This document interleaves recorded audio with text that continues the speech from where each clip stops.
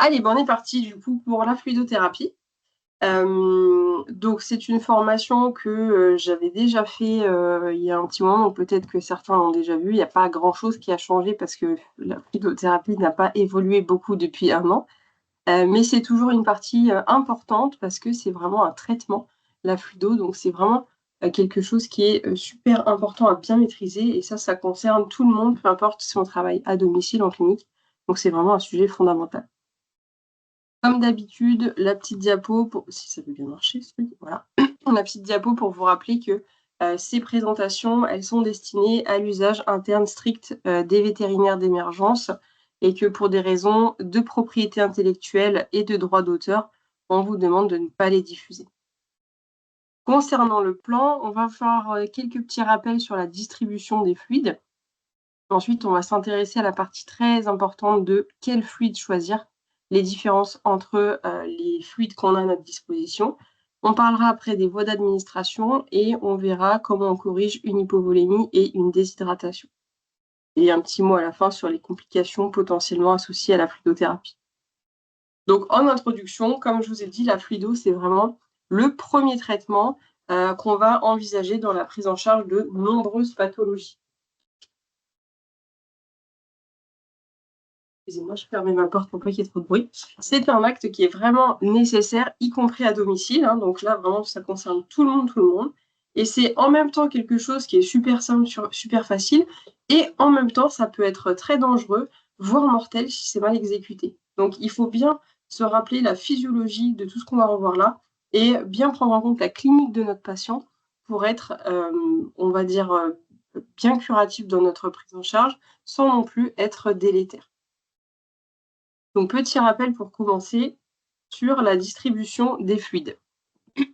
Dans le corps, il va y avoir ce qu'on va appeler la masse sèche, qui est à peu près 40 du poids vif de notre animal. Et on a la totalité des fluides du corps qui représente à peu près 60 du poids. Ça peut monter jusqu'à 80 chez le jeune où il y a plus de fluides. Dans ces 60 on va avoir de nouveau 60 qui sont des fluides extracellulaires, à l'extérieur des cellules. Et puis, intracellulaires, pardon, donc à l'intérieur des cellules, et 40 qui sont des fluides, j'ai mélangé mon truc, 60 de fluides intracellulaires et 40 pardon, je vais y arriver, de fluides extracellulaires. C'est juste qu'il y a un 60 à gauche et un 40 à droite, enfin bref, je me suis mélangé les pinceaux. C'est bien le bon truc, ça c'est sur 100 et ça c'est sur les 100 des 60. C'est pour ça qu'il y a des chiffres un petit peu compliqués. Bref, on s'en fout. Il y a une grosse partie en intracellulaire et une partie non négligeable en extracellulaire. Et ça va comprendre à la fois le liquide interstitiel et à la fois le plasma.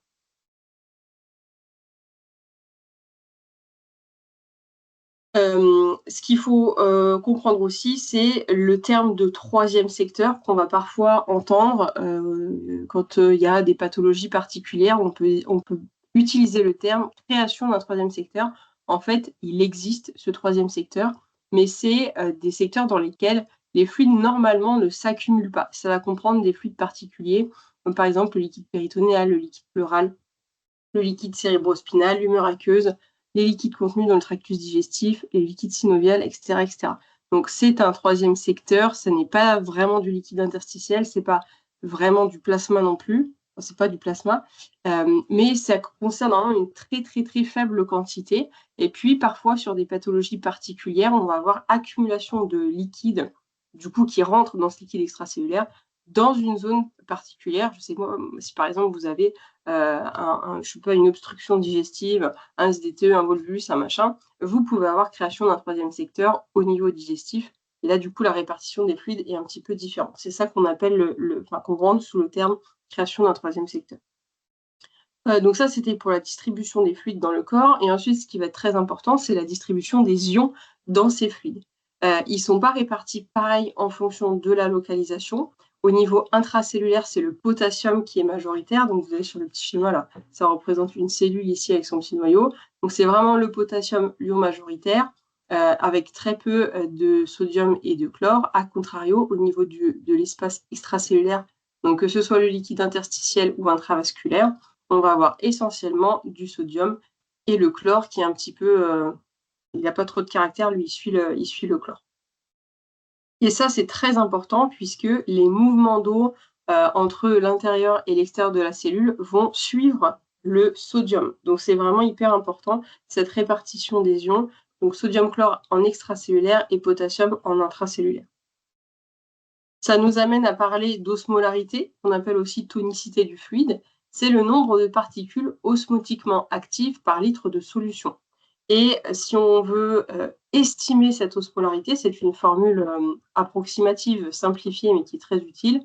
On va prendre 2 fois la concentration en sodium, plus la concentration en glucose, plus la concentration en urée. Et ça nous donne une approximation de l'osmolarité du fluide.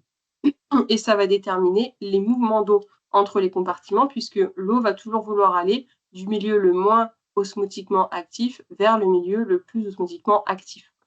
Donc en fait, c'est les concentrations en sodium, en glucose et en urée qui vont déterminer les mouvements d'eau essentiellement. Les mouvements d'eau à travers la membrane des capillaires, si on parle vraiment des vaisseaux cette fois, elle est liée à 2 forces principales. On va avoir la pression hydrostatique, qui est la pression exercée par n'importe quel fluide dans un espace confiné, et la pression oncotique, pression exercée par les protéines, qui est à l'origine d'un appel d'eau. Et donc ça nous donne la loi de Starling, qui dit que la filtration nette à travers de la paroi vasculaire, c'est la différentielle entre les pressions oncotiques et hydrostatiques, à la fois au niveau capillaire et à la fois au niveau interstitiel.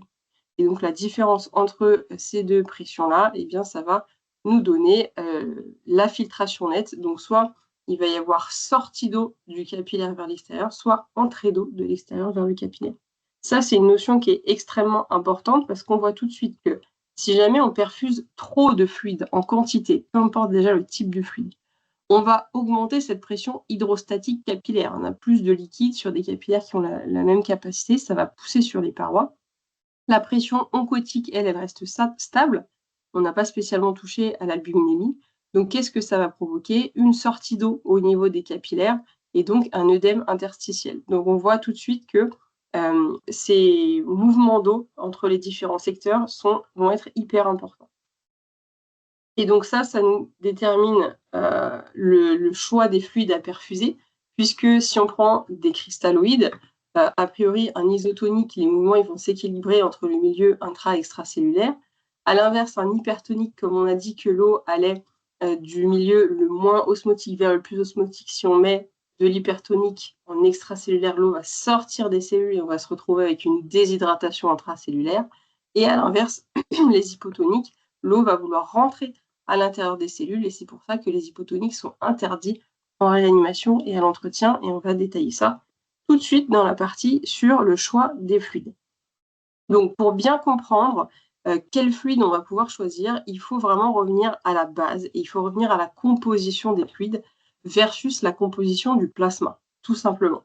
Donc là, je vous ai refait un tableau où je vous ai mis approximativement l'osmolarité et les concentrations en sodium, en chlore et en potassium dans le plasma de chien et dans les différents fluides qu'on a à notre disposition.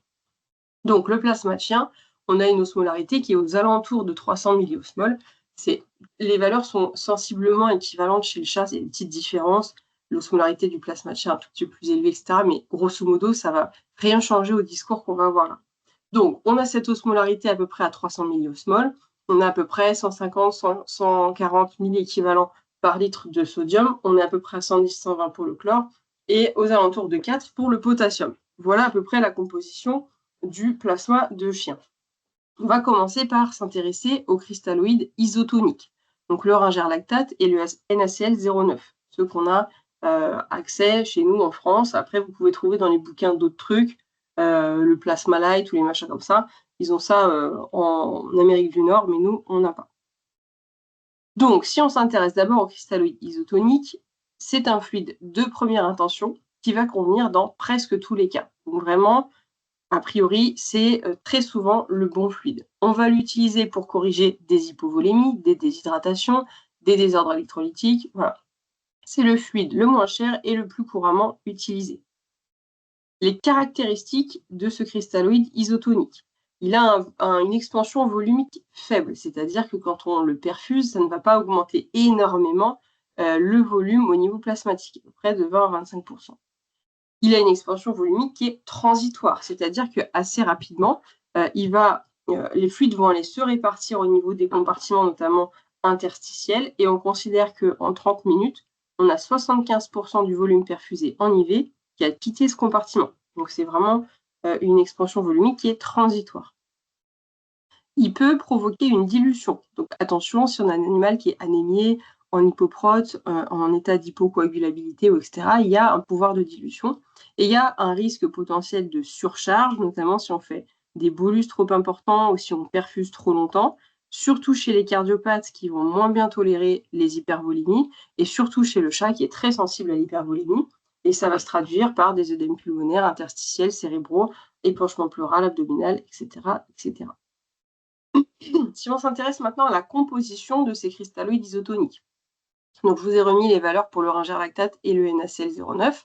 Donc, si on s'intéresse d'abord au ringère, on voit qu'on a une osmolarité qui est un petit peu en dessous du plasma, mais qui est sensiblement équivalente. Le Na un tout petit peu en dessous aussi, mais on est vraiment proche. Le chlore, on est dans les clous. Le potassium, on est dans les clous. Et il contient des lactates, qui est un agent alcalinisant. Si on s'intéresse maintenant au NaCl 0,9, lui, il est plutôt dans les valeurs hautes de l'osmolarité. On voit qu'il est concentré en sodium, il dépasse les valeurs usuelles hautes en sodium. Il est très concentré en chlore, puisque là, on est largement au-dessus des valeurs usuelles et il ne contient pas de potassium ni d'autres agents particuliers. Conséquence de tout ça, si on reprend le ringère lactate, c'est ce qu'on va appeler un cristalloïde isotonique qui est équilibré en ions, c'est-à-dire qu'on est vraiment proche de ce qu'on va retrouver dans un plasma normal. C'est donc un bon fluide de remplacement lorsqu'il y a des pertes, c'est-à-dire de l'eau libre plus des électrolytes, ou c'est également un bon fluide de maintenance. Le fait qu'il y ait des lactates dedans, les lactates ils sont convertis en bicarbonate par le foie, donc ça donne un pouvoir tampon, donc c'est un fluide qui est alcalinisant. Inconvénient possible du ringère lactate, on vient de dire qu'il contenait des lactates qui devaient être transformés en bicarbonate par le foie. Donc, le ringère lactate va être contre-indiqué en cas d'insuffisance hépatique. Alors, attention, petit aparté, l'insuffisance hépatique, ça ne veut pas dire une augmentation des paramètres hépatiques. Trop souvent, on voit un vieux raccourci. Sur un bilan sanguin, il y a palalate un peu augmenté et on parle d'insuffisance hépatique. Pas du tout. Attention, c'est vraiment très important. Donc, je vous fais un petit rappel ici sur les marqueurs hépatiques. Il y a dans les paramètres qui vont nous permettre d'évaluer le foie, il y a tout ce qu'on va qualifier de marqueurs lésionnels et il y a les marqueurs fonctionnels. Donc au niveau des marqueurs lésionnels, on va retrouver les marqueurs de cytolyse, ALAT, AZAT et les marqueurs de cholestase, PAL et GGT. Et ça, c'est vraiment à différencier des marqueurs fonctionnels. Donc si vous avez une augmentation sur un de ces 4 paramètres, ALAT, AZAT, PAL, GGT, un ou plusieurs d'ailleurs, ça ne veut pas dire, à aucun moment ça veut dire que vous avez une insuffisance hépatique. Et donc ça ne sera pas du tout une contre-indication à l'utilisation du ringère. Par contre, lorsque vous allez avoir potentiellement une atteinte des marqueurs fonctionnels hépatiques, où vous allez pouvoir suspecter une insuffisance hépatique, ça va toucher la glycémie, l'urémie, protéines totales, l'albumine, la bilirubine, TQTCA, acide biliaire pré- et postprandiaux et le NH3. Donc ça, c'est vraiment en gros ce que fabrique le foie. Donc, si vous avez une insuffisance hépatique, vous allez avoir une hypoglycémie, une hypourémie, une hypoprotéinémie, hyperbilirubinémie, allongement des temps de coagulation, augmentation des acides biliaires et augmentation du NH3. Là, oui, si on a ces valeurs-là qui bougent, on peut suspecter une insuffisance hépatique et on va se poser la question de vouloir utiliser du ringère lactate, mais c'est vraiment excessivement rare. Dans ma pratique exclusive d'urgento depuis bientôt 6 ans, j'en ai vu 2 dans ma vie. Donc, ça ne court pas non plus les rues. La plupart du temps, c'est vraiment des marqueurs lésionnels qui sont augmentés et dans ce cas-là, on peut utiliser le ringère lactate sans aucun problème. Voilà pour la petite aparté sur la potentielle contre-indication de l'utilisation du ringère lactate. Autre petit truc auquel je pense aussi, lorsqu'on a des animaux qui sont hyperkaliémie, je vais y arriver. Par exemple, je ne sais pas, un insuffisant rénal aigu, un chat bouché ou que sais-je, ce n'est pas grave d'utiliser du ringer lactate dans lequel il y a un petit peu de potassium. Ça n'est absolument pas une contre-indication. C'est pas la quantité qu'il y a dedans avec ce que vous allez perfuser qui va changer quoi que ce soit à la calémie de votre patient. Donc, par exemple, il n'y a aucun problème à utiliser du ringer lactate sur un chat bouché et c'est même plutôt recommandé du fait de son pouvoir alcalinisant parce que ces patients-là sont très souvent en acidose métabolique. Voilà pour la petite aparté sur le ringer. On s'intéresse maintenant au NaCl09, qui lui est un cristalloïde isotonique qu'on va qualifier de non équilibré en ions. Pourquoi? Parce qu'il possède des concentrations en sodium assez élevées et en chlore très élevées qui font de lui un fluide non équilibré. Ça veut dire quoi? Ça veut dire que ça n'est pas un bon fluide de maintenance.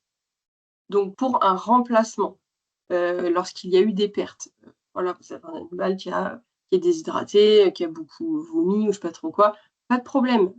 C'est un cristalloïde isotonique, ça va, on peut. Par contre, lorsque vous avez décidé de perfuser un animal longtemps avec un fluide, il est hospitalisé plusieurs jours, etc. Là, ça ne va pas être un bon choix parce que vous allez drastiquement augmenter la concentration en sodium et en chlore. Et c'est des animaux chez lesquels on peut se retrouver avec une hypernatrémie et une acidose métabolique hyperchlorémique. Donc, il ne faut pas, sauf indication très particulière, il ne faut pas utiliser le NaCl09 comme fluide d'entretien sur plusieurs heures, voire plusieurs jours. Et malheureusement, pendant très longtemps, on a perfusé exclusivement avec du NaCl, donc c'est important maintenant de changer ces pratiques-là. Il faut utiliser plutôt un fluide balancé en ions, donc le ringer lactate. Mais du coup, quand est-ce qu'on va vouloir quand même utiliser le NaCl09 plutôt que le ringer? Il y a quand même quelques indications. En réanimation, par exemple, vous avez un animal qui est en hypovolémie, vous voulez restaurer la volémie, on parlera de ça un petit peu plus tard dans la présentation. Sachant que le NaCl a une valeur d'osmolarité qui est un petit peu plus élevée que le ringer, il va faire un peu plus appel d'eau dans le secteur vasculaire. Comme il contient plus de sodium, on a vu que l'eau était liée à la concentration de sodium, donc il va y avoir un petit peu plus appel d'eau dans le secteur vasculaire. Donc potentiellement, vous pouvez restaurer un tout petit peu mieux votre volémie. Donc pas de problème dans ce cas-là. En plus de ça, vous allez l'utiliser à ce moment-là sur un temps qui est court, avec des volumes qui sont quand même, on va dire, contrôlés. Donc il y a peu ou pas de risque d'hypernatrémie, d'hyperchlorémie. Donc pas de problème pour de la réanimation liquidienne. Lorsqu'on a des symptômes neurologiques, notamment crise convulsive ou hypertension intracrânienne, de nouveau, avec cette osmolarité plus élevée qui fait appel d'eau dans le secteur vasculaire, ça peut participer à baisser un petit peu la pression intracrânienne. Donc pourquoi pas? Également, le Valium précipite dans le ringer lactate, c'est con, mais il faut le savoir. Du coup, lorsque potentiellement on hospitalise un animal à qui il peut nous arriver de vouloir faire des bolus de Valium en intraveineux, il vaut mieux qu'il soit perfusé avec du NaCl pour éviter que ça précipite dans la tubulure. Et dernière chose très particulière, lorsqu'on a des hyponatrémies avérées importantes, par exemple une crise addisonienne, là on va vouloir augmenter la concentration en Na, donc on peut vouloir mettre du NaCl09. Et ça c'est particulier, donc on n'en voit quand même pas beaucoup. Qu'est-ce qu'on va retenir finalement sur les cristalloïdes isotoniques? C'est vraiment des fluides de première intention. Est-ce qu'on met plutôt du ringer ou du NaCl09? C'est tout ce qu'on vient de dire. Et quand on ne sait pas, ou quand on n'a pas fait de Yono, etc., parce qu'on est à domicile ou parce qu'on ne peut pas, on ne veut pas, et bien quand on ne sait pas, on va privilégier le ringer lactate. On va passer maintenant aux cristalloïdes hypotoniques. Donc là, attention, bon, ceux qui ont déjà suivi plusieurs de mes formations savent que je milite activement depuis de nombreuses années pour qu'on arrête d'utiliser des cristalloïdes hypotoniques à mauvais escient. J'espère que ça commence à porter ses fruits. Donc du coup, cristalloïde hypotonique, c'est un fluide qui peut être vraiment dangereux et qui ne convient quasiment dans aucun cas. Ça, c'est vraiment super important. Et qu'est-ce qu'on va ranger dedans? On va ranger le NaCl 0,45 et le glucose 5%, qui est un faux isotonique. On verra pourquoi tout à l'heure avec sa composition. Qu'est-ce qui se passe lorsque on perfuse un cristalloïde hypotonique? L'osmolarité est très faible, donc on va apporter essentiellement de l'eau libre. Donc l'eau, on a dit qu'elle suit, elle va aller du milieu le moins osmotiquement actif vers le milieu le plus osmotiquement actif. Donc elle va rentrer dans les cellules, provoquer un œdème cellulaire, notamment au niveau des neurones, et engendrer une mort cellulaire, donc une mort des neurones. Super, c'est pas incroyable. Donc vraiment, il faut avoir de très très très bonnes raisons pour vouloir perfuser un cristalloïde hypotonique. Je vous ai remis ici la composition du glucose 5% et du NaCl 0,45. Bon, le NaCl 0,45, pas de surprise, c'est la moitié des valeurs du NaCl 0,9. Donc on est très en dessous au niveau osmolarité et au niveau des concentrations en sodium et en chlore. Et là où c'est très important et où j'insiste énormément, c'est le glucose 5%, avec une osmolarité, vous voyez, qui est proche, hein, elle est équivalente à celle du ringer lactate. C'est pour ça qu'on peut dire que c'est un faux isotonique. En soi, si on regarde juste l'osmolarité, on est OK. Par contre, on n'a pas de sodium, on n'a pas de chlore et on n'a pas de potassium. Le seul truc là-dedans qui fait l'osmolarité, c'est le glucose. Rappelez-vous, le glucose, il rentre dans la formule pour calculer l'osmolarité, 2 fois le sodium plus le glucose plus l'urée. Donc oui, le glucose apporte de l'osmolarité. Et là, il est tout seul dans ce fluide à apporter cette osmolarité. Et donc, ça, c'est vraiment très important parce que du coup, c'est vraiment un faux isotonique. Il n'est absolument pas équilibré en ions et c'est vraiment une osmolarité qui est uniquement due à la présence de glucose. Du coup, qu'est-ce qui se passe quand on perfuse du G5? On va perfuser en gros 50 grammes par litre de glucose dilué dans de l'eau libre.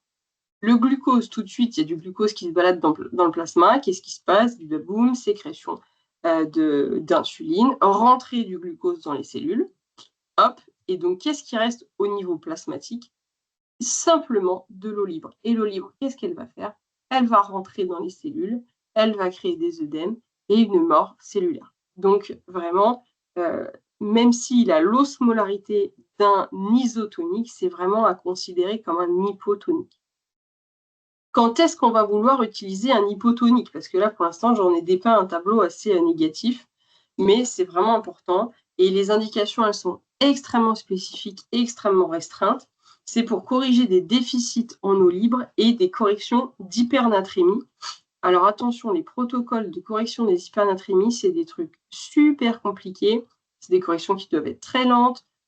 Il faut vraiment, et souvent on a 2-3 poches de fluide différents, il faut faire un suivi hyper précautionneux et tout. Pourquoi? Parce que si on fait bouger trop vite les concentrations en, en, en sodium, pardon, je vais y arriver, comme c'est lié au mouvement d'eau, et ben on peut faire rentrer ou sortir trop rapidement des fluides au niveau du secteur intracellulaire, et donc on peut vraiment liser des cellules. Donc attention, et c'est en fait la seule vraie indication des cristalloïdes hypotoniques et notamment du G5. On n'utilise pas le G5 pour la complémentation en glucose, ça c'est vraiment interdit, interdit. Il faut utiliser du G30. C'est pas du tout assez concentré en glucose le G5, et on va vraiment devoir apporter du coup des quantités d'eau libre hyper importantes. Donc vraiment à proscrire complètement. Lorsqu'on dit qu'on fait une complémentation à 5% dans une poche, on prend une poche de ringer lactate ou de NaCl dans lequel on va rajouter du G30 pour arriver à une concentration de 5%. Et dans ces cas-là, on a quand même des ions. On n'apporte pas de l'eau libre avec notre glucose, on apporte aussi des ions. Donc, ce qu'il faut retenir, c'est qu'en fait, pour ces corrections-là, des hypotoniques, il faut avoir un iono. Donc, a priori, déjà, à domicile, vous pouvez oublier le G5. N'en mettez même pas dans votre voiture, ce n'est pas la peine. Donc, pas de bonne indication à domicile pour l'utilisation des hypotoniques. Qu'est-ce qu'on va retenir? Quand est-ce que j'utilise un hypotonique? Eh bien, à domicile, jamais. En clinique, les petites indications très, très, très restreintes qu'on vient de voir. Voilà pour le petit laïus sur les hypotoniques. Et on va terminer avec les hypertoniques. Donc, je vous ai mis là le NaCl 10%, il y a aussi du NaCl 7,5. Même débat, c'est juste que les concentrations sont un peu différentes, mais c'est exactement la même chose. Donc, c'est plutôt un fluide de seconde intention qu'on va utiliser pour restaurer la volémie quand les cristalloïdes isotoniques ne suffisent pas. Les caractéristiques, on va avoir une expansion volumique beaucoup plus importante. Tout à l'heure, on était aux alentours de 20-25%. Là, vous voyez, on est à 300-400%. Pourquoi? Parce qu'en fait, il va y avoir un fort appel d'eau dans le secteur vasculaire. Donc ça, c'est vraiment une expansion volumique qui est très importante, mais comme tout à l'heure, qui va être transitoire, puisque en à peu près 30 minutes, 1 heure, les fluides et les ions, ils vont se redistribuer au niveau des différents secteurs. Donc, c'est assez transitoire. Voilà là, en bas la composition du NaCl 7,5%, celui qu'on a généralement dans les grosses bouteilles, là, les grosses poches de perf. On peut aussi avoir du NaCl 10%, notamment en ampoule, ce qui peut être assez intéressant pour éviter à chaque fois d'ouvrir des poches de 500 ml. Donc, je vous laisse admirer l'osmolarité du bazar. C'est effectivement très, très, très élevé, avec des concentrations en sodium et en chlore qui sont méga importantes. Donc, on voit tout de suite qu'est-ce qui peut se passer si on perfuse trop ou trop longtemps ce type de fluide. On peut vraiment faire des catastrophes. Donc, les inconvénients, eh bien, si on parle déjà de ses caractéristiques, l'expansion volumique, elle est de courte durée. Donc, si on a un animal qui est vraiment en hypovolémie de manière, on va dire, prolongée, ça peut ne pas être suffisant. On va faire un appel d'eau hyper important vers le secteur vasculaire. Et cette eau, elle vient d'où? Elle vient du secteur interstitiel et du secteur intracellulaire. Donc, il faut que vous ayez déjà du fluide dans ces secteurs-là à amener au niveau du secteur vasculaire. Ça veut dire quoi? Ça veut dire que si vous avez un animal qui est fortement déshydraté, il n'a pas de réserve de fluide au niveau interstitiel et intracellulaire, et donc vous allez finir de le sécher comme un petit pruneau, potentiellement jusqu'à la mort. Donc attention, il ne faut pas un animal trop déshydraté. Et puis, étant donné qu'on a une expansion volumique qui est très importante, là on a un pouvoir de dilution qui est important aussi. Donc attention si notre animal a d'autres pathologies concomitantes.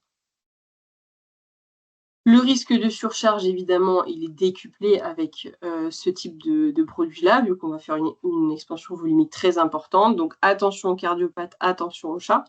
Et puis on a de très fortes concentrations en sodium et aussi en chlore. Donc c'est sûr et certain qu'on a un risque d'hypernatrémie, je ne l'ai pas remis là, mais d'hyperchlorémie également, qui est extrêmement important. Donc, quand est-ce qu'on va vouloir utiliser ces cristalloïdes hypertoniques?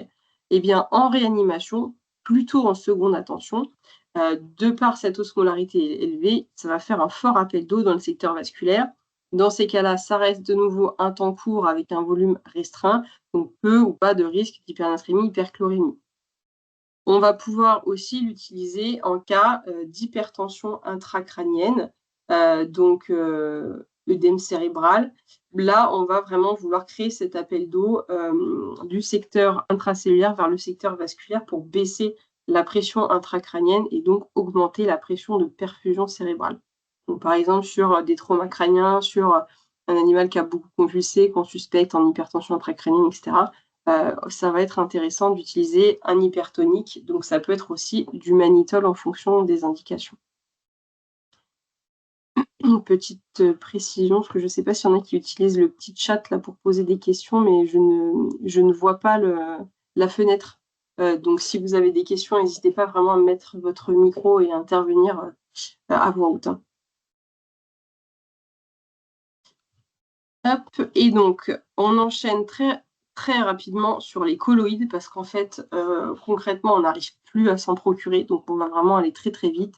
C'est un fluide de troisième intention qu'on va utiliser pour restaurer la volémie quand les cristalloïdes iso-hypertoniques ne suffisent pas. Il y a une expansion volumique qui est relativement importante et surtout qui est durable puisque ça vient agir sur la pression oncotique, alors que les autres, non. Ça a quand même beaucoup plus d'inconvénients. On peut faire des bêtises quand même avec des colloïdes et le problème, c'est qu'en plus, comme l'expansion volumique, elle est durable, lorsqu'on en perfuse trop, c'est vraiment la catastrophe. Mais voilà, depuis plusieurs années, on n'arrive pas à s'en procurer. Donc voilà, de toute façon, ça résout un petit peu le problème. Autre fluide qu'on peut perfuser quand même, bah, c'est du sang, ou en tout cas des produits sanguins. Donc la transfusion, ça reste une option, notamment lorsqu'on a eu des pertes sanguines très importantes, un trauma, un hémo-abdomen, une intoxication aux AVK. Donc là, on a à la fois la composante anémie et la composante hypovolémie.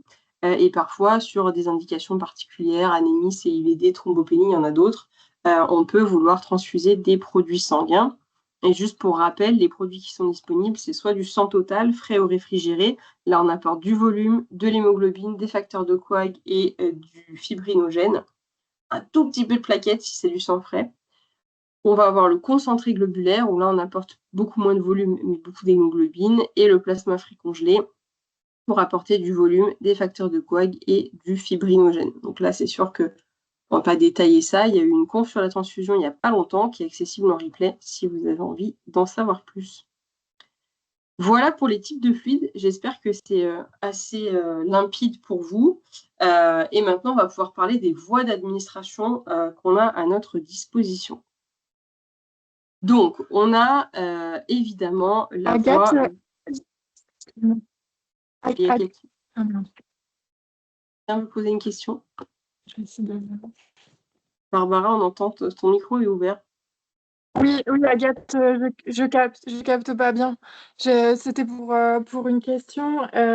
Est-ce que j'ai lu que peut-être tu l'as dit, je suis arrivée un peu en retard pour la conférence.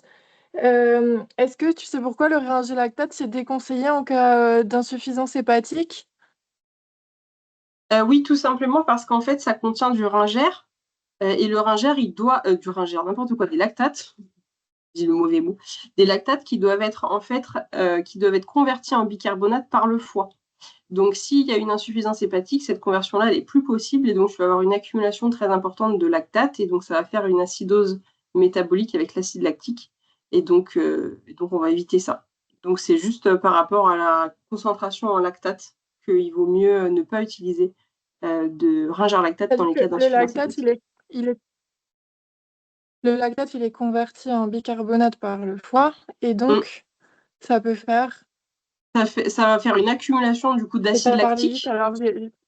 Pardon, ça va faire une accumulation d'acide lactique et donc tu vas te retrouver en acidose métabolique qui peut être relativement importante si tu as vraiment une insuffisance hépatique et que tu peux plus du tout gérer tes lactates. Ok, c'était ça ma question, merci. Pas de souci. N'hésitez pas à bien rallumer les micros pour intervenir parce que je ne peux pas ouvrir toutes les fenêtres en même temps, du coup je ne vois pas forcément vos questions. Donc du coup, on va pouvoir parler des voies d'administration. On va commencer bien sûr par le cathéter veineux. Alors, je ne vais pas m'étendre sur on va dire, les actes techniques, puisque j'ai fait il n'y a pas longtemps une conf justement sur les gestes techniques que je vous ai mis en replay, donc elle est disponible si vous avez besoin de revoir des petites choses là-dessus. Le cathéter veineux, on va l'utiliser évidemment pour faire de la fluido, pour faire des injections de molécules intraveineuses, pour de la réanimation. C'est normalement plutôt facile et rapide à poser, ça ne demande pas beaucoup de matériel, c'est pas très cher, peu de contention. Alors bien sûr, toute proportion gardée, c'est toujours beaucoup plus difficile à domicile, évidemment. Les complications liées à la pose d'un cathéter, elles sont vraiment rares et on peut l'utiliser aussi bien pour de l'administration que pour du prélèvement, donc c'est vraiment top. Les sites possibles, juste un petit rappel là-dessus, parce que des fois on est focalisé sur les céphaliques et quand on n'a plus les céphaliques pour plus quoi faire, il n'y a pas que les céphaliques dans la vie. Donc évidemment, c'est le site qu'on utilise le plus, mais on peut aussi penser aux saphènes externes, notamment chez le chien et chez le lapin. Le lapin a une très belle saphène externe, donc pour faire une ponction veineuse, voire même pour mettre un cathé. On va penser à la saphène interne, notamment chez le chat, qui lui a une saphène externe toute pourrie. On peut mettre un cathéter dans une saphène interne de chat sans problème. Le plus difficile après, c'est quand même juste de réussir à faire tenir le bazar. Mais en tout cas, même provisoirement, ça peut être une voie intéressante. Il faut penser aux veines auriculaires, notamment chez le lapin et chez les chiens à oreilles grandes ou tombantes. Attention cependant à ne pas aller nous mettre un cathé en artériel. On veut bien un cathé veineux. Donc l'artère, elle est centrale, là comme ça on la voit très bien. Donc vous voyez par exemple sur la photo du petit lapin là en bas au milieu, on voit très bien l'artère centrale et nous on va vraiment aller taper la veine auriculaire qui est au niveau du bord de l'oreille en caudale. D'accord ? Et après, pas hésiter à attacher avec des petits systèmes comme ça où on va mettre un boudin de compresse à l'intérieur des oreilles pour pouvoir les rouler gentiment et que l'oreille ne soit pas pliée, soit pas écrasée. Mais en tout cas, c'est assez facile de faire ça chez le lapin et ça peut être une voie qu'on peut utiliser chez un chien. Par exemple, vous avez un basset-hound avec des pattes horribles, toutes courtes et toutes tordues. Eh ben, n'hésitez pas à regarder quand même sa petite veine auriculaire, ça peut vous sauver la vie. Et puis, bien sûr, il y a la veine jugulaire. Donc, on va l'utiliser pour mettre des cathéters centraux, comme sur la photo qui est ici, ça c'est un cathéter de dialyse. Mais parfois, sur des cas vraiment extrêmes, en réa ou que sais-je, on peut aller mettre un cathéter dans la jugulaire, mais ça va plutôt être pour du provisoire. parce que ça, c'est un cathé qu'on va pouvoir laisser. Mais si vous mettez un cathé classique dans une jugulaire, c'est plutôt du provisoire, du cache-misère. Donc voilà pour les cathéters veineux. Il y a aussi les cathéters intra-osseux qu'on va pouvoir mettre lorsqu'on a besoin d'un accès vasculaire urgent. Typiquement, l'animal qui fait un arrêt et qui n'a pas encore de cathéter. Lorsque on ne peut pas mettre de cathéter veineux classique, parce qu'il y a des œdèmes périphériques et chez des patients type pédiatrique, très petit gabarit ou NAC, là vraiment le cathé osseux peut nous sauver la vie. Contre-indication, fracture notamment, évidemment, on ne va pas mettre un cathé osseux dans un os pété.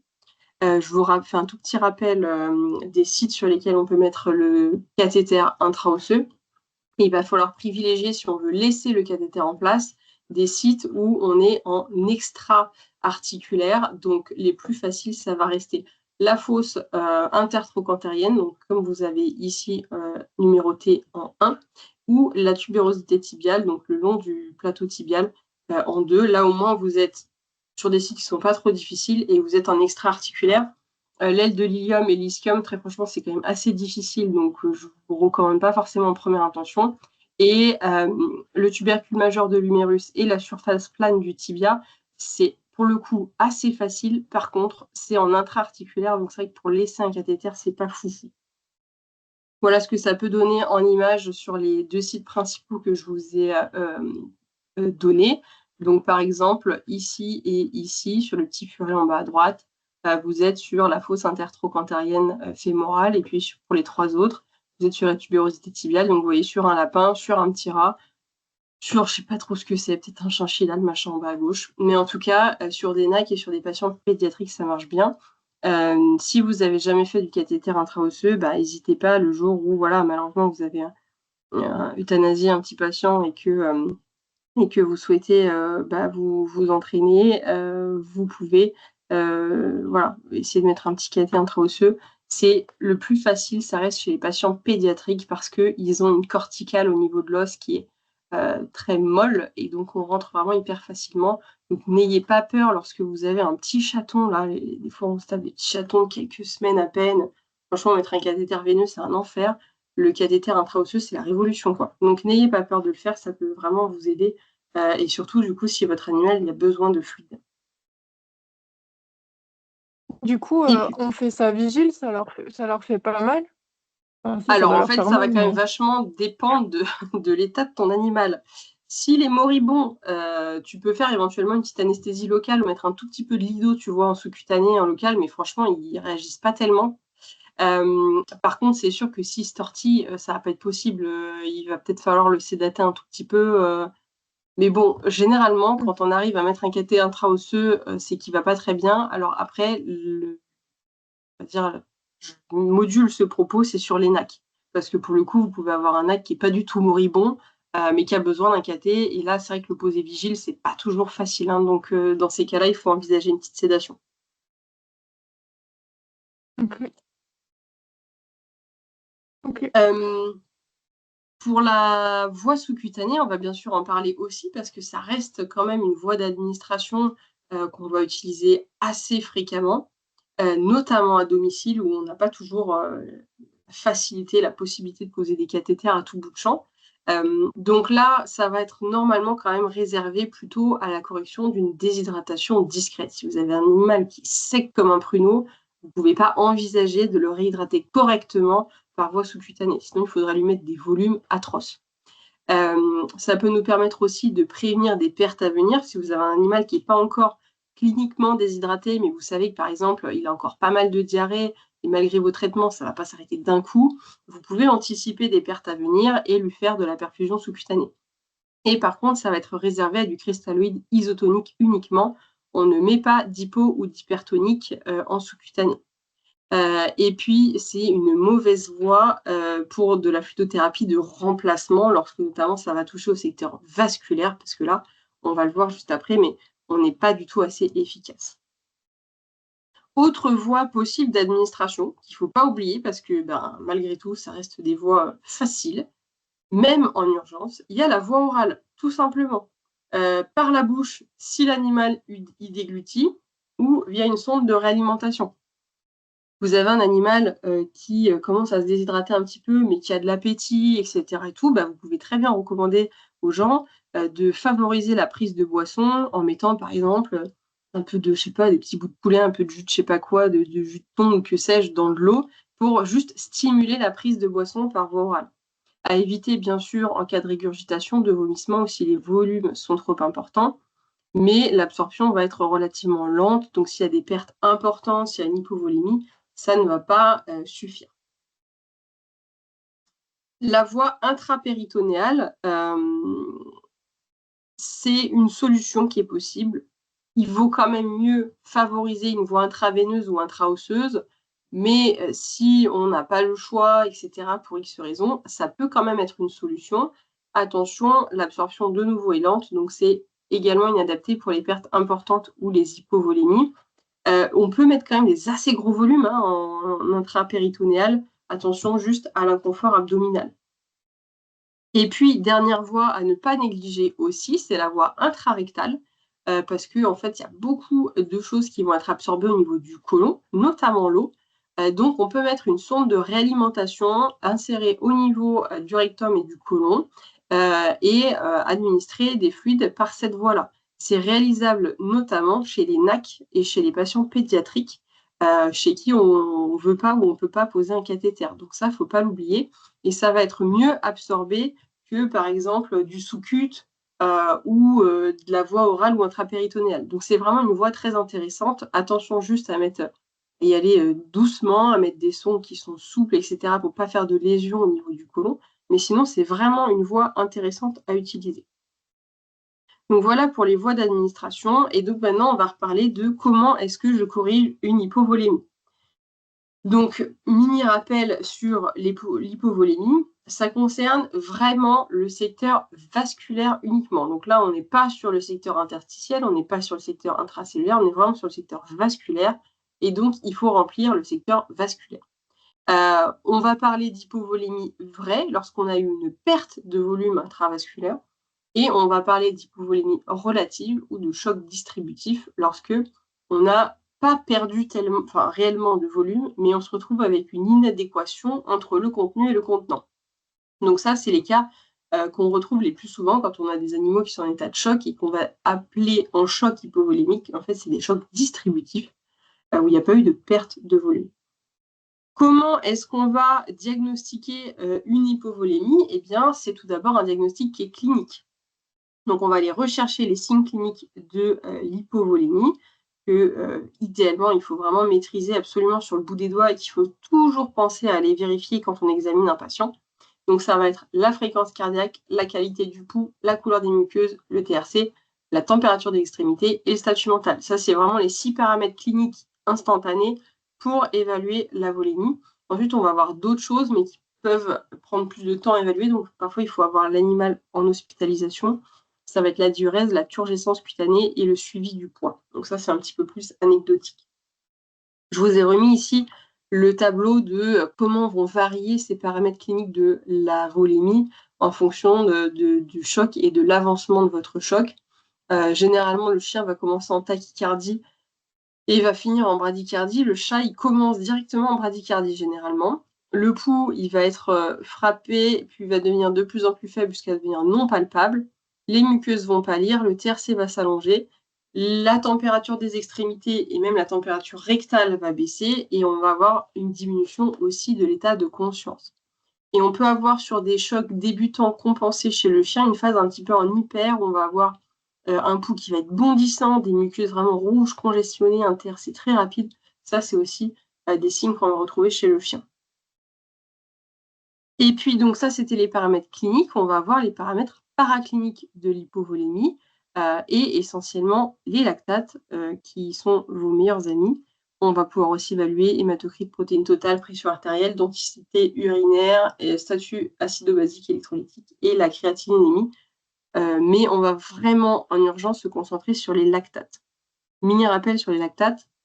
Donc en situation physiologique, on a production d'une faible quantité de lactate par les muscles, la peau, le cerveau et les érythrocytes. Et ces lactates, ils vont être consommés au niveau du métabolisme hépatique et rénal. Ils sont produits vraiment en faible quantité. dans une situation pathologique. Donc, on va avoir une hypoperfusion tissulaire. La volémie descend et on a moins d'afflux sanguin. Donc, qu'est-ce qui va se passer? On va avoir un déficit en O2 distribué.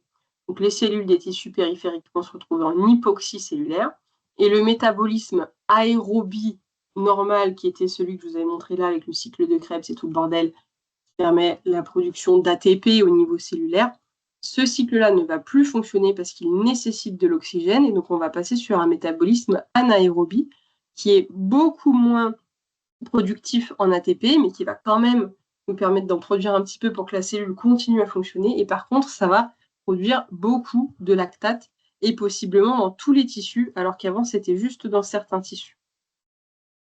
La consommation des lactates, elle est toujours présente par le foie et les reins, mais la production va se mettre à dépasser la consommation et c'est comme ça qu'on se retrouve avec une hyperlactatémie.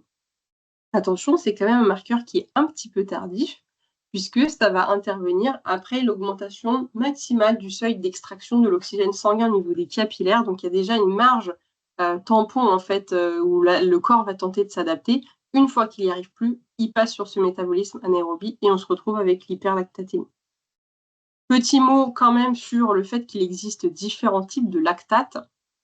Nous, en urgence, on va s'intéresser aux lactates de type A, qui sont liés à une diminution de la délivrance en oxygène au niveau des tissus.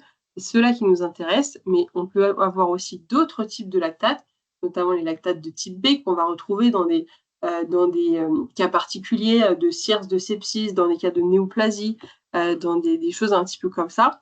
Donc, si vous avez une hyperlactatémie chez votre animal, que vous corrigez correctement votre volémie et qu'il y a toujours des lactates, il faut se rappeler quand même que ça sert peut-être à rien de s'acharner parce que la volémie est restaurée, mais peut-être qu'il y a une production d'un autre type de lactate pour une autre raison. Et donc, c'est pas ça qui va devoir continuer à guider notre fluidothérapie. Je vous ai remis ici les valeurs. Agathe? Oui, c'est Calypso au fait. Agathe, oui. Oui, j'avais une petite question. Vas-y. Moi, j'avais un cas une fois, c'était un chat qui s'est fait mordre. Il avait vraiment une zone de nécrose qui était en train de se faire au niveau de son tissu. Mais après son examen général clinique, à part qu'il était douloureux, il était correct et les lactates étaient augmentés. Je me suis demandé si le fait qu'il y ait un tissu qui est en train de nécroser, ça peut être lié à une augmentation des lactates. Alors, ça pourrait, parce que tu vois, regarde dans le tableau que je t'ai remis là, dans les types B1, tu vas avoir notamment tout ce qui est CIRS et sepsis. Si tu as une zone de morsure avec une inflammation étendue et que tu as des répercussions en fait à l'échelle de l'organisme qui ne sont pas toujours faciles à percevoir, ça se trouve, ton animal, il était en CIRS. Et du coup, il était en hyperlactatémie de type B1. Donc, c'est tout à fait possible sur un cas comme ça. Si tu n'avais aucun paramètre de ta volémie qui était problématique d'autre part, ça peut tout à fait Ouais. que ce soit un autre type de lactate. Ok, ça marche. Donc, Merci. dans ces cas-là, effectivement, faire de la fluido ne changera absolument rien à ta lactatémie parce qu'en fait, elle a une toute autre origine. Donc, effectivement, c'est une bonne remarque et c'est typiquement le genre de cas où il ne faudra pas se dire « Ah merde, il y a une hyperlactatémie, vite, il est en hypovolémie, vite, je le remplis de fluide jusqu'à le faire mourir tellement je l'ai rempli et c'est bizarre, mes lactates ne sont toujours pas abaissés. » Non, il existe effectivement d'autres types de lactates. En tout cas, je vous ai remis du coup les valeurs qu'on va retrouver. On peut retrouver des valeurs parfois un tout petit peu différentes selon les bouquins qu'on prend. Ça peut être 2, 2,5. Des fois, il y a une différence entre le chien et le chat. Bon, c'est à peu près 2,5 millimoles par litre. On va être en dessous de cette valeur-là. Et on va vraiment avoir une relation linéaire entre l'aggravation de l'hypoperfusion et l'hyperlactatémie. Donc, c'est vraiment hyper intéressant et hyper facile à utiliser. Donc, vraiment, voilà, rappelez-vous de ça et faites des lactates, c'est le feu. D'un point de vue technique, il faut faire une ponction veineuse plutôt franche parce qu'il y a des lactates qui sont produits par les muscles. Donc, si on va charcuter notre jugulaire pendant 10 minutes avant de réussir à faire la prise de sang, on peut avoir une fausse hyperlactatémie.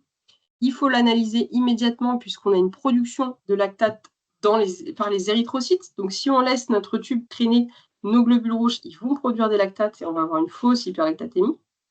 Et ce qui est très important, c'est qu'il faut privilégier l'utilisation d'une cinétique de valeur qui va avoir un bien meilleur facteur pronostic qu'une valeur unique. C'est-à-dire que vous pouvez avoir un animal qui, à l'admission, a une lactatémie dégueulasse, Mais si vous faites votre prise en charge et la cinétique est bonne, le facteur pronostic est bon, par rapport à un animal qui a une hyperlactatémie qui est moyenne, mais par contre qui ne répond pas à votre prise en charge. Donc n'hésitez pas vraiment à faire des cinétiques de valeur, c'est le plus intéressant. Donc du coup, si on revient à notre hypovolémie, on a notre animal, on l'évalue. Est-ce qu'il est en hypovolémie? Donc paramètres cliniques, paramètres paracliniques. Si oui, eh bien, il faut faire une réanimation liquidienne. Attention, on se rappelle qu'on a dit que ça touchait le secteur vasculaire, donc il faut impérativement faire une réanimation liquidienne par voie intraveineuse ou intraosseuse. Impossible de augmenter la volémie par une autre voie que ça. Là, c'est impératif. Le principe de la réanimation liquidienne, on va réaliser des bolus de fluide. Une fois que notre bolus est terminé, on réévalue notre patient, clinique et paraclinique. Donc, on va refaire notre examen clinique, on va redoser les lactates, par exemple. Et puis, si besoin, on peut réitérer nos bolus. Jusqu'à ce qu'on corrige notre volémie, on essaye normalement de ne pas dépasser plus de 3 bolus parce que après, ça fait des volumes de fluide vraiment importants. Les objectifs du coup de notre fluidothérapie, c'est d'améliorer nos paramètres de la volémie, de restaurer la pression artérielle et donc d'améliorer, voire de normaliser la lactatémie. Ça, c'est quand tout se passe bien. Le protocole qu'on va pouvoir utiliser, ça va être dépendant du type de fluide. Si on utilise un isotonique, qui est vraiment le cas le plus fréquent, chez le chien, on va faire 10 ml par kilo sur une dizaine de minutes. On peut monter jusqu'à 20. Généralement, 10 ml par kilo, c'est bien. 5 chez le chat qui supporte moins bien les volumes de fluide. Et lorsqu'on utilise un hypertonique ou éventuellement des colloïdes si vous en avez, ça va être 3 à 5 ml sur 15 minutes. Donc, on fait notre bolus, on réévalue notre patient. Si c'est mieux mais que ce n'est pas résolu, on refait et pareil, on réévalue et on refait encore s'il y a besoin. Si on voit qu'on avait une hyperlactatémie, on fait un premier bolus, on contrôle, ça n'a pas bougé, voire c'est pire. On refait un deuxième bolus, ça ne bouge toujours pas, voire c'est pire. Dans ces cas-là, il faut se poser la question, est-ce que mon animal, il est vraiment en hypovolémie? Est-ce que je pense que ma lactatémie, elle est vraiment liée à mon hypovolémie? Sinon, voilà, comme le cas dont je ne sais pas qui a parlé tout à l'heure, je suis désolée, dont tu as parlé tout à l'heure, qui en fait avait probablement une hyperlactatémie, qu'il y a autre chose. Donc dans ces cas-là, ça ne sert à rien de vouloir le remplir de fluide jusqu'à la glotte. Ou alors, c'est parce que c'est un animal qui, malheureusement, est dans un cas tellement grave que c'est vraiment un cas qui est en hypovolémie, qui est non répondant à la fluidothérapie. Dans ces cas-là, il va falloir aller sur d'autres types de traitements avec des vasopresseurs, des choses comme ça. Mais là, globalement, ça sent un petit peu le sapin. C'est rare quand même. La plupart du temps, les animaux, ils répondent bien à la fluidothérapie. Donc voilà pour l'hypovolémie. J'espère que c'est clair pour tout le monde. Et du coup, on va parler de la déshydratation. Donc là, oui. Là, tu parles des bolus, mais après, on met un entretien à quel débit? Alors, en fait, ça va dépendre. On va revoir un petit peu la correction de la déshydratation. Il y a des calculs, en fait, dedans de volume d'entretien. Ça va dépendre de ton patient, est-ce qu'en plus d'être en hypovolémie, il était déshydraté? Est-ce qu'en plus, il a encore ou il a eu des pertes importantes que tu vas vouloir comprendre dans ta perfusion, tu vois, ensuite à l'entretien? Ça va dépendre de pas mal de choses. Mais en fait, je pense que la partie qui vient va à peu près répondre à ta question. Si jamais c'est pas le cas, tu me reposes la question, les questions qui vont avec juste après. Ça te va? Ouais, merci. Alors, correction d'une déshydratation. Donc, attention, la déshydratation, ça va concerner les secteurs intracellulaires et interstitiels et plus du tout le secteur vasculaire. Donc, la déshydratation et l'hypovolémie, c'est vraiment deux choses tout à fait différentes. Vous pouvez avoir un patient normohydraté normovolémique ou déshydraté normovolémique ou normohydraté hypovolémique ou déshydraté hypovolémique. Mais toutes les combinaisons sont possibles puisque ça ne touche pas les mêmes secteurs. Donc, l'évaluation de notre patient, est-ce qu'il est déshydraté? On va de nouveau se référer à une évaluation clinique, à la recherche de signes de déshydratation. Et attention, c'est vraiment important, les signes de l'hydratation et de la volémie, ce ne sont pas les mêmes et il ne faut surtout pas les confondre. Là, les voilà. En dessous de 5%, on n'est pas capable cliniquement de déceler une déshydratation. À partir de 5%, vous avez un animal qui va avoir les muqueuses sèches. Et puis, on considère que tout animal anorexique doit être considéré comme déshydraté à 5%. 8%, on a une perte d'élasticité cutanée, 10% une hénophthalmie, donc comme sur le chat en bas à gauche avec les yeux qui sont complètement enfoncés dans les orbites. Au-delà de 10%, hypo vraiment persistant, des cornées ternes, des symptômes d'hypovolémie, parce que même si ça n'est pas les mêmes secteurs, au bout d'un moment, quand vraiment vous n'avez plus de fluide dans un secteur, il y a compensation, ça passe de l'un à l'autre, etc. Puis au bout d'un moment, il n'y a plus de fluide du tout. Donc on est forcément à la fois en hypovolémie et en déshydratation. Et puis au-delà de 12%, c'est le choc hypovolémique et la mort. Pour rappel, ces chiffres-là, 5%, 8%, 10%, avec les signes cliniques associés, c'est des machins un peu empiriques. Quand on reprend comment est-ce que ça a été déterminé, c'est un petit peu à la zob quand même. Donc, c'est pas non plus d'une fiabilité à 100%, c'est une approximation. Donc, est-ce que mon patient est déshydraté? Si oui, eh bien, je vais devoir corriger cette déshydratation par une fluidothérapie sur 6 à 24 heures, parfois même plus sur des animaux qui sont très déshydratés. On va pouvoir calculer ses besoins à cet animal. Donc, il y a d'abord le déficit en fluide qui est lié à sa déshydratation. Ça, on va prendre son poids qu'on va multiplier par le pourcentage de déshydratation et ça vous donne le volume en litres à remplacer. Ensuite, il y a les besoins d'entretien. Donc ça va rebondir un petit peu sur la question qui vient d'être posée. À l'entretien, un animal, juste le fait de vivre, ses besoins d'entretien, c'est entre 1,5 et 2 millilitres par kilo par heure. Selon les bouquins, vous allez tourner à peu près sur ces valeurs-là. Et sur des patients très petits ou très gros, on peut aussi utiliser la formule poids en kilo à la puissance 0,75 x 70. Et ensuite, il y a l'estimation des pertes. Si vous avez un animal qui vomit beaucoup, qui a beaucoup de diarrhée, qui a une brûlure très étendue et qui va avoir des pertes par ce biais-là, etc., on peut rajouter du volume. Il y a des estimations, des quantités qu'on perd en vomissant ou en ayant la diarrhée. C'est vraiment super approximatif, mais il ne faut pas hésiter à rajouter un petit peu quand on sait qu'on a un animal qui a des grosses pertes. Donc, on va faire un petit exemple de calcul. Vous avez ce petit chien qui fait 15 kg, qui est déshydraté à 7%, avec des pertes par vomissement estimées à peu près 50 ml sur 24 heures. Donc, on va calculer son déficit en fluide. On a dit que c'était le poids fois le pourcentage de déshydratation. On va calculer ses besoins d'entretien, 2 ml par kilo par heure. Et on va calculer ses pertes. On a dit à peu près 50 ml sur 24 heures. Donc, on sait que juste avec sa déshydratation, il lui manque à peu près 1 litre de fluide dans son corps. Avec ses besoins d'entretien, il faut rajouter 30 ml par heure. Et avec ses pertes, il faut rajouter 2 ml par heure. Et ensuite, en fait, on va décider sur combien de temps on veut corriger cette déshydratation chez notre animal. Donc, par exemple, si je décide de corriger sur 12 heures, je vais faire mon litre manquant divisé par 12, ce qui nous fait 88 ml par heure. Je rajoute mes besoins d'entretien, je rajoute mes pertes, et donc je dois régler ma perfusion à 120 ml par heure.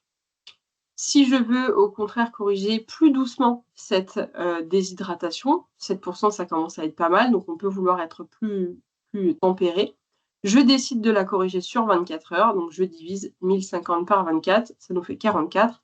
Je rajoute mon entretien, je rajoute mes pertes et je dois régler ma fluido à 76 ml par heure. Donc en tout cas, comme on posait la question tout à l'heure, une fois qu'on a un animal qui était en hypovolémie, à qui on a fait ses bolus, à qui on a restauré sa volémie, on le garde hospitalisé, on veut le mettre sous fluidothérapie, minimum, on va mettre 1,5 à 2 ml par kilo par heure.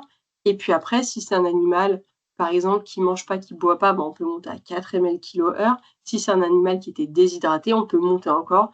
On peut se faire chier aussi à faire un petit calcul comme je viens de vous faire là pour vraiment corriger précisément ses besoins hydriques.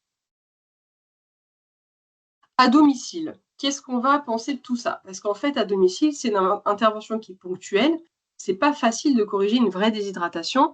On a dit que normalement, ça se faisait souvent sous 12 à 24 heures, voire plus. Donc, comment est-ce qu'on s'y prend?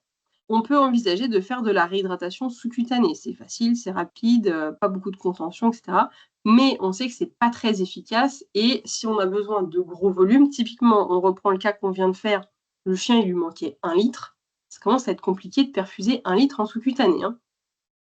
Mais bon, on peut faire des bolus de fluide par voie IV. C'est rapide, c'est plus efficace, mais attention, on a besoin d'un cathéter et surtout, on va le mettre dans le secteur vasculaire, ce fluide. Alors bien sûr, assez rapidement, il va se redistribuer, mais c'est pareil, on ne peut pas mettre des volumes énormes.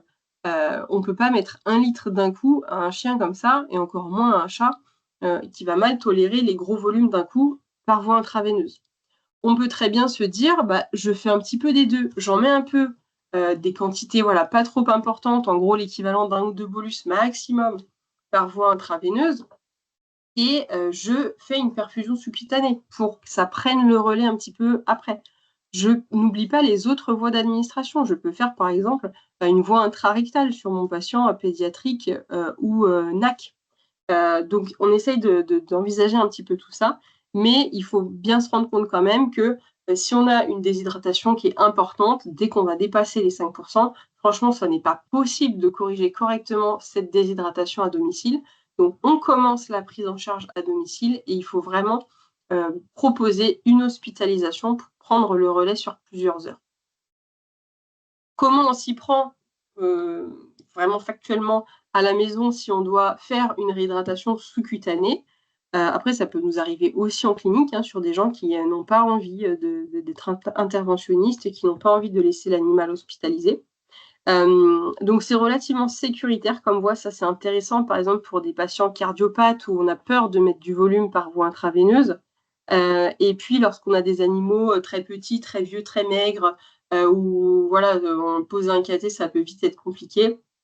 Donc voilà, lenteur d'action, on sait qu'il faut au moins 30 minutes pour que ça commence à bouger un petit peu de secteur. Et puis ça peut être assez désagréable au niveau du point d'injection, donc il ne faut pas hésiter à faire plusieurs sites d'injection. Donc au niveau des bonnes pratiques, entre guillemets, donc on choisit un ou plusieurs sites d'injection en fonction du volume qu'on a à faire et puis de comment on va tolérer l'animal. On privilégie des zones de peau un peu lâches, donc au niveau un peu des épaules ou le bas du dos, le haut des cuisses.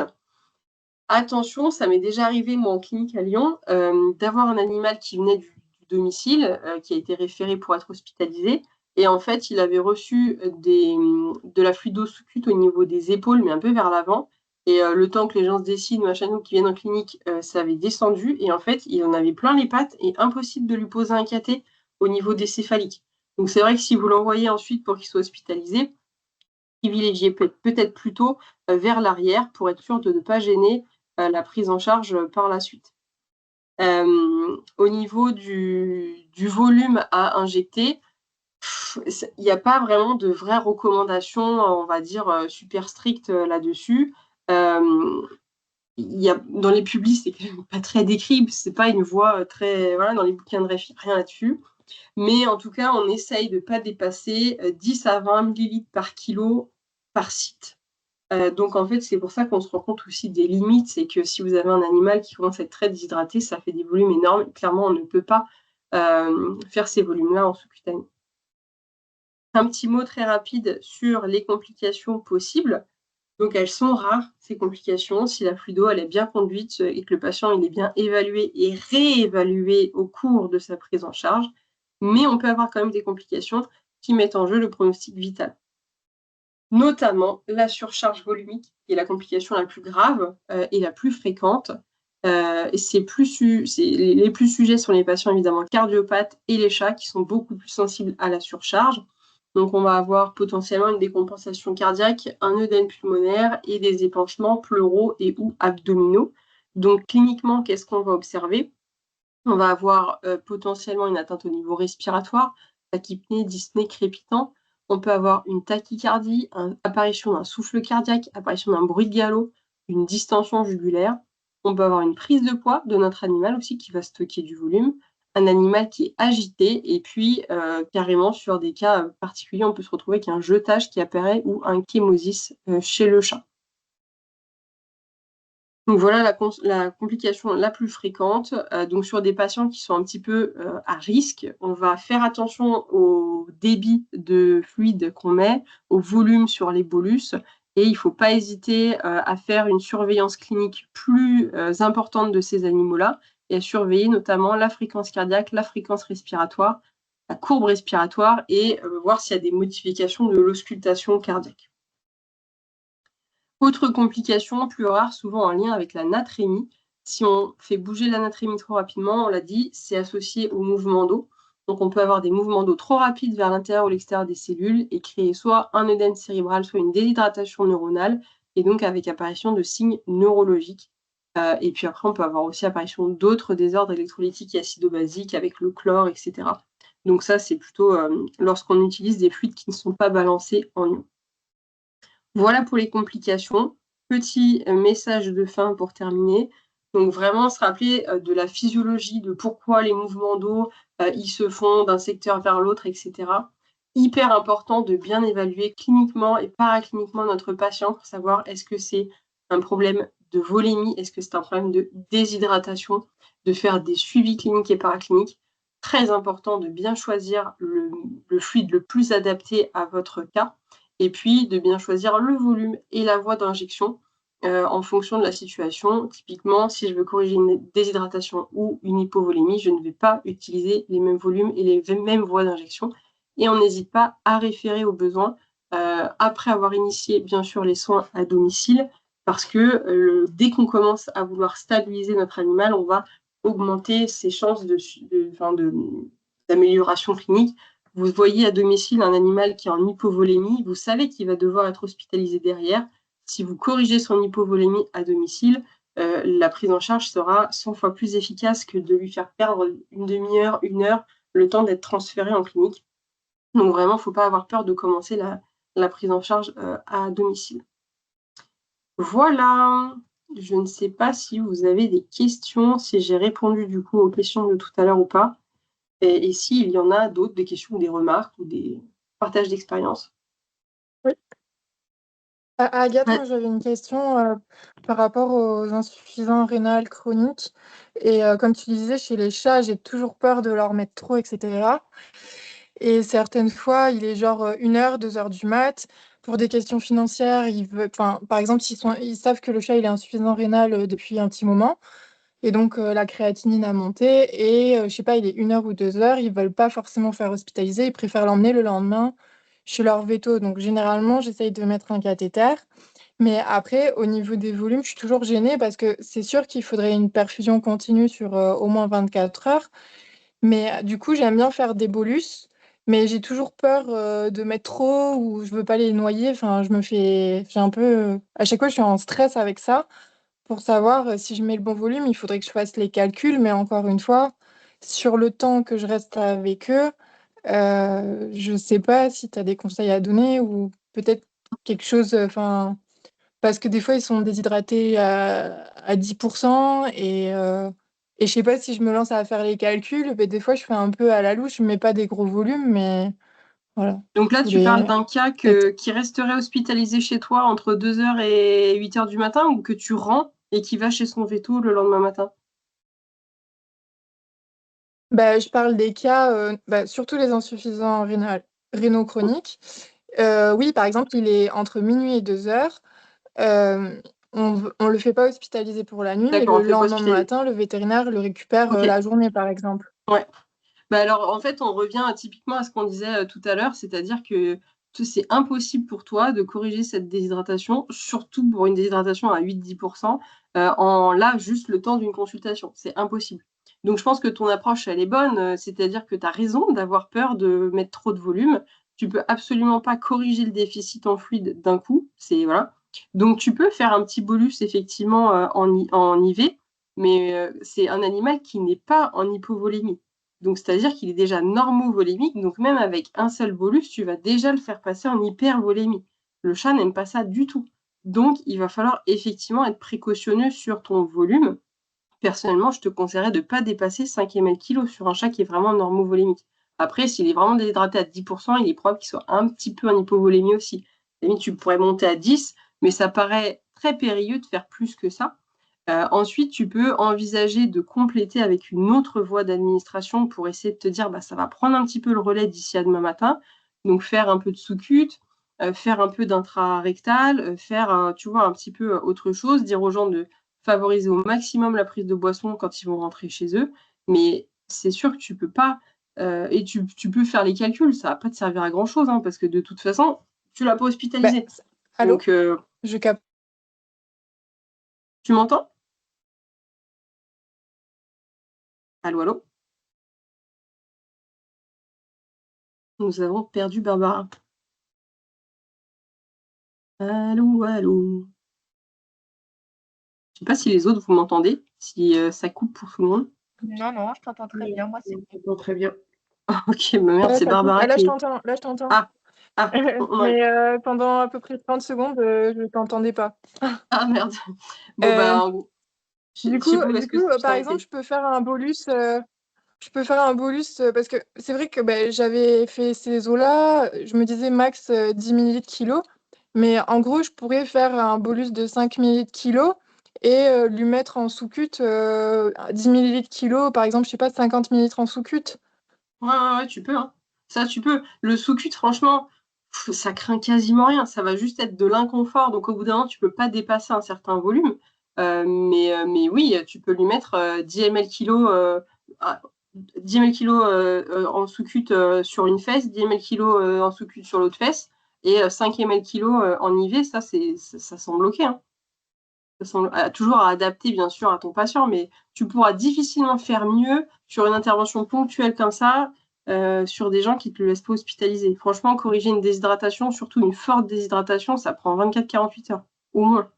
Donc, Après, ouais. des fois, je les comprends parce que je me dis, vu l'heure et que le lendemain, ils vont chez leur veto et le chat, ça fait déjà un moment qu'il est insuffisant rénal.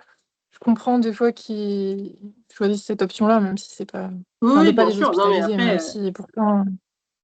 c'est sûr que voilà, on est obligé de Ok. prendre en compte les contraintes financières des gens. Mais médicalement, cet animal-là, il faudrait qu'il soit hospitalisé sous fluido le plus vite possible. Voilà. Donc, tu serais Et légitime à à partir recommander une de. Ouais, ouais, ouais. À partir de quel volume on peut les tuer? bah alors ça, si on pouvait répondre à cette question, ça serait bien facile. Franchement, je ne peux pas répondre à cette question. Il y a des chats qui sont...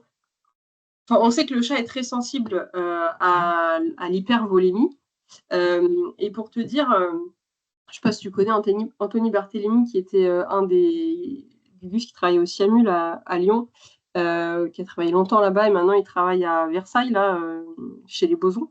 Donc lui, il fait que du soin intensif.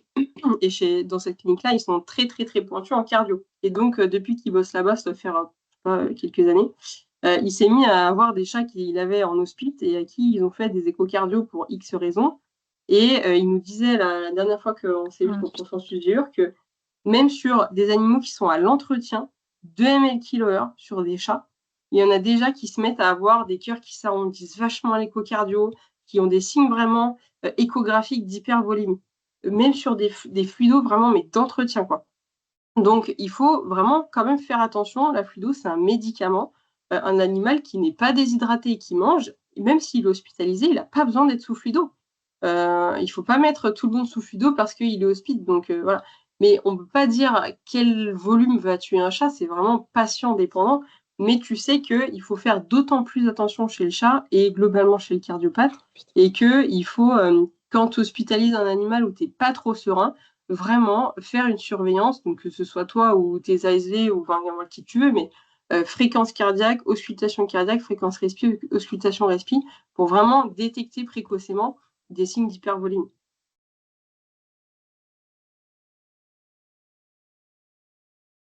Voilà, pas dire mieux. Je sais pas si Barbara nous entend toujours ou si elle est perdue dans les méandres. Quelqu'un d'autre voulait poser une question?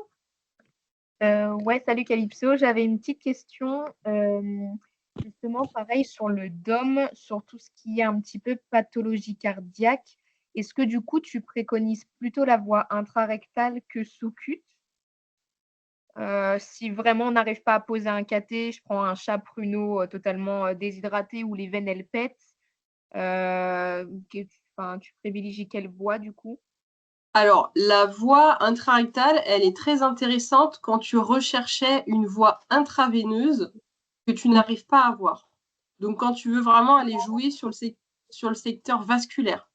Donc, parce que tu vas avoir une réabsorption vraiment au niveau vasculaire beaucoup plus rapide. Si tu cherches vraiment à corriger une déshydratation, tu n'es pas forcément sur une recherche absolue de secteur vasculaire. Donc, la voie sous-cute, elle n'est pas déconnante. Après, ça dépend un peu de ce que tolère ton animal, de son état, si tu penses qu'il aurait besoin un peu de fluide aussi en secteur vasculaire ou pas. Ensuite, si c'est un cardiopathe, peut-être que c'est plus sécure de faire juste du sous-cut. C'est dur de faire vraiment des règles strictes, mais en tout cas, ta voie intrarectale, tu vas la privilégier vraiment en remplacement en fait d'une voie intraveineuse ou intraosseuse que tu n'arrives pas à obtenir. C'est là où ça va être le plus intéressant. Ok. Et quand c'est comme ça, en intrarectal, du coup, tu prends une sonde de type sonde de chat que tu branches à ta perf et du coup, tu mets le même débit que tu aurais mis en IV ou tu te bases comme le sous-cut? Alors du coup, ouais, tu prends une sonde, genre une sonde molle, en fonction de ce que tu as, une sonde de réalim, une sonde urinaire, ça dépend de la taille de ton patient. Voilà.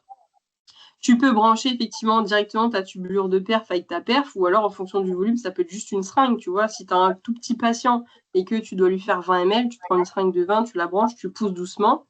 Et ensuite, ça dépend un petit peu de ce que tu recherches. Est-ce que tu veux faire, tu as un animal qui est plutôt en hypovolémie, tu vas rechercher plutôt, en gros, un bolus. Dans ces cas-là, effectivement, tu peux faire le même calcul que ce que tu ferais en IV. Plutôt même sur la norme haute, parce que tu vas avoir un peu de perte, hein, il va en chier un peu. Ça, c'est pas non plus du 100% de réabsorption. Après, c'est vrai que dès que tu vas vouloir corriger une déshydratation, on est un peu sur le même débat que tout à l'heure, c'est-à-dire que comme la voie intrarectale, elle se rapproche plus, avec des gros guillemets, d'une voie pour atteindre le secteur vasculaire, si on repense au chien de tout à l'heure, de 15 kilos, là, il lui manquait 1 litre, tu vas pas foutre 1 litre en intrarectal, c'est sûr que tout va sortir. Donc dans ces cas-là, tu peux faire plutôt un équivalent volume-bolus, plus du sous-cut, par exemple. Tu vois, tu peux essayer de jongler comme ça. Ok. Et ça peut être aussi fait avant d'hospitaliser, de dire ça permet un petit peu de le réhydrater et de corriger la volémie avant l'hospite, quoi. Ouais. Et notamment chez le lapin, c'était Charlie Pignon là, qui nous avait fait une série de contes. Donc ça, c'est un des pontes de NAC là, d'Alfort et je sais pas où. Lui, il utilise beaucoup la voie intrarectale chez le lapin pour des trucs ponctuels comme ça. Donc typiquement, à Dom, des fois, poser un caté sur un lapin avec les gens qui vous font la contention n'importe comment et tout, enfin, grosse galère. Donc pas hésiter à faire de la voie intrarectale. Attention par contre, le rectum et le côlon de lapin, c'est très fragile, donc on prend vraiment des sondes bien souples et on pousse tout doucement, mais sinon, c'est vraiment, il faut vraiment pas hésiter sur cette voie-là. Ok, super, merci. De rien. Est-ce qu'il y avait d'autres questions ou pas? Bon, écoutez. Excuse-moi, je suis en train de penser à un cas que j'avais eu qui était un peu galère, où j'étais sur crise épileptiforme sur un chien de 2 ans qui présentait, c'était un croisé chihuahua avec une hydrocéphalie, où j'avais une tachycardie de malade et il était hypertherme. Et là, j'étais un peu bloquée dans tout ce que je voulais faire, parce que du coup, je voulais faire un 4. J'ai commencé à mettre la perf. Après, j'ai vu qu'il était hydrocéphale, donc je me suis dit, OK, on va se calmer sur les volumes parce que je ne sais pas trop si ça peut poser problème. Et du coup, j'ai quand même réussi à faire baisser la température avec une serviette en l'humidifiant, etc. Et dans un cas comme ça, est-ce que la perf, elle est bénéfique ou elle risque plus de faire de mal que de bien? C'est un cas de merde. Dur à dire. Est-ce que cet animal était en hypovolémie et ou en déshydratation? Si aucun des deux, se pose la question de est-ce que je fais ou pas de la fluido, franchement. Okay. Admettons que cet animal soit un peu en hypovolémie, tu vois, il a beaucoup convulsé, et ça se trouve, il fait un peu d'hypertension intracrânienne, machin et tout. Dans ces cas-là, peut-être tu peux privilégier un petit bolus d'un hypertonique pour faire un peu appel d'eau aussi au niveau de la tête. Je ne sais pas trop si ça fonctionne très bien sur un hydrocéphale. Je t'avoue que là, j'ai jamais eu le cas. Cas de merde. cas de merde. Mais après, il faut vraiment aussi se poser la question de est-ce que je fais ou pas des fluides, hein, sur des cas un peu touchy comme ça. Si tu voulais faire des fluides par rapport à l'hyperthermie, effectivement, je pense que tu as eu la bonne idée de te dire attends, j'utilise aussi d'autres moyens, juste de refroidissement classique. On voit si ça suffit ou pas. Parce que oui, la perfusion peut faire descendre la température, mais c'est vrai que là, sur un cas comme ça, voilà, il faut se poser la question est-ce qu'il en a vraiment besoin ou pas. Ouais. Et ça s'écarte un peu du sujet de la fluido, mais sur un cas comme ça, tu fais pas de furosémide ou de manitol comme ça à l'aveugle sans imagerie type scan et LM. J'ai pas eu la fin, ça a un peu coupé. Je me suis arrêtée. Tu fais pas de fluoro de mannitol? Sur un cas où tu as une suspicion d'hydrocéphalie, tu fais pas de mannitol et de furosémide sans avoir des imageries médicales type scan ou des choses comme ça. Ouais, franchement, je trouverais ça un petit peu touchy. Alors, le mannitol, c'est indiqué dans la prise en charge des hypertensions intracrâniennes. Soit tu utilises du mannitol, soit tu utilises du NaCl hypertonique. La différence entre les deux, c'est que le mannitol, donc c'est un hypertonique qui va faire un appel d'eau au niveau de ton secteur vasculaire. C'est un sucre, le mannitol, et du coup, il va être filtré au niveau rénal. Il va se retrouver au niveau de l'urine. Il n'est pas réabsorbé comme le glucose, et donc il va faire un appel d'eau au niveau des urines. Donc, tu as d'abord un appel d'eau dans le secteur vasculaire, puis de ce secteur vasculaire vers les urines, et en fait, tu vas pisser ton volume. Donc, ça fait appel d'eau, mais in fine, tu n'as pas d'augmentation de la volémie, puisque tout part dans les urines. Versus le NaCl hypertonique, où là, tu perfuses ton truc, ça fait appel d'eau dans le secteur vasculaire, mais ça ne va pas être éliminé au niveau urinaire. Donc là, tu vas augmenter ta volémie. Donc ça va être intéressant quand tu cherches à la fois à réduire ta pression intracrânienne et à maintenir une bonne pression artérielle. Par exemple, un cas de trauma. Un trauma avec un traumatisme crânien, là, il faut que tu maintiennes une bonne volémie. Donc, c'est intéressant d'utiliser plutôt le NaCl hypertonique. À l'inverse, tu as un animal, je sais pas moi, qui a une patate dans la tête, tu le sais. On sait qu'il a une patate, il convulse, gna. Sa volémie, elle est 100% normale. Tu n'as pas envie de lui augmenter sa volémie. Bah, dans ce cas-là, peut-être plus intéressant d'utiliser le mannitol. Mais c'est vrai que sur un animal où tu ne sais pas, un petit peu chaud. Et en l'occurrence, alors je ne suis pas du tout une ponte en hydrocéphalie, mais à mon avis, vouloir utiliser du furo ou du mannitol qui vont tous les deux jouer sur le secteur vasculaire, ça ne va rien changer au volume que tu vas avoir au niveau de ton LCR. Et donc, tu ne vas pas améliorer tes symptômes neuro et tu peux mettre ton animal en hypovolémie. Ouais, donc tu fais plus de dégâts potentiellement que d'arranger. Ouais. Ouais, donc bon, après, à réfléchir, hein, toujours, voilà. Mais, ouais. Okay. Merci. De rien. Je ne sais pas s'il y en a d'autres qui ont des questions ou si c'est tout bon. Eh bien, écoutez, merci beaucoup. Agathe, là. Oui. Vas-y. Ah oui, a priori, je capte plutôt bien. C'était quoi la fin de l'histoire? Je suis désolée, mon réseau, il est vraiment pas bon. Et si ça coupe, on oublie, mais... Ben, en gros, je disais qu'à partir de combien vraiment on met la vie de l'animal en danger, et tu parlais d'une anecdote de ton collègue à Versailles. Oui, donc les chats avec de la fluido même d'entretien à 2 ml/kg, ils ont déjà pour la plupart très rapidement un cœur qui s'arrondit et des signes d'hypervolémie à l'écho. Et donc, il faut vraiment se poser la question de ce qu'on fait avec la fluido, notamment sur les chats qui sont très très sensibles. Je suis incapable de te dire à partir de tel volume tu tues un animal parce qu'en fait c'est très patient dépendant. Est-ce qu'il est cardiopathe, est-ce qu'il n'est pas cardiopathe, qu'est-ce qu'il tolère, qu'est-ce qu'il ne tolère pas. Il y a beaucoup de chats qui ont des cardiopathies occultes aussi, sans souffle cardiaque et sans symptômes connus. Donc il faut quand même faire attention, mais je ne peux pas te dire tel volume est problématique. C'est juste que lorsque tu cherches à intervenir ponctuellement sur un animal, où tu te demandes justement est-ce que je lui fais un bolus, est-ce que je lui fais du sous-cuite et tout, il faut bien réfléchir à est-ce que cet animal il est en hypovolémie ou pas. S'il est en hypovolémie, le fait de lui faire un bolus, tu restaures sa volémie, donc tu arrives à un stade qui est OK. Si ton animal il est déjà normovolémique, et que tu veux, par exemple, corriger une déshydratation, et on repense au protocole de tout à l'heure où tu fais un peu en intraveineux, un peu en sous-cutané. Ton animal, il est normovolémique. Si tu lui fais un bolus, tu le fais passer en hypervolémie. Donc, tu ne peux pas trop jouer à ça. C'est pour ça que si tu as un animal qui est vraiment normovolémique, un animal qui est déshydraté à 5%, son volémie est hautier, je ne te conseille pas forcément de lui faire un bolus en IV. Tu me parles par contre de ton chat MRC qui est déshydraté à 10%, lui, il y a de bonnes chances pour qu'il soit quand même au moins un petit peu en hypovolémie. Donc là, c'est pas déconnant de se dire, bon, bah, je lui fais un petit bolus en IV, plus je complète par une autre voie. Mais c'est vrai qu'il faut quand même pas négliger les bolus. Et des fois, on voit des gens qui ont des pratiques un petit peu étranges sur de la fluidothérapie, qui vont faire, par exemple, qui vont mettre à des gros débits pendant 1 heure, puis qui vont vachement ralentir, voire qui vont arrêter et tout.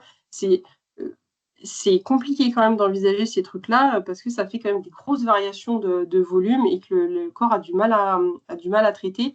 Et aussi, dans un certain nombre de bouquins, parfois un petit peu désuets, vous allez trouver des volumes de fluido pour de la réanimation liquidienne à des 70 ou 80 ml kg en bolus.